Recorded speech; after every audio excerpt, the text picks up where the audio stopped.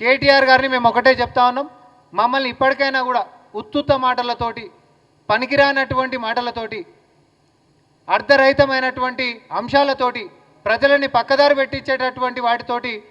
Press ముందరికి వచ్చి మీ ఇజ్జత్ తీసుకోవద్దని చెప్పి సూచనలను ఇస్తూ, సంతోష్ రావు గారిని మీ పార్టీ అధ్యక్షుడి లెక్క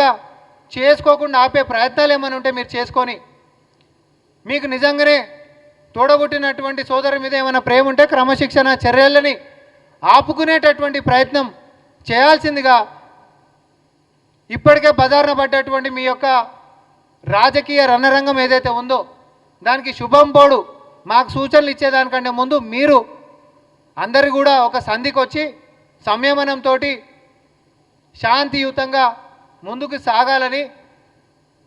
ముసలితనానికి వచ్చినటువంటి కేసీఆర్ గారిని మనశ్శాంతి లేకుండా కుటుంబ సభ్యులు మొత్తం దయాలు విక్కదిన్నట్టు తినకుండా ప్రశాంతంగా ఉంచనీయాలని చెప్పి కాంగ్రెస్ పార్టీ హితబోధ చేస్తూ ఉంది.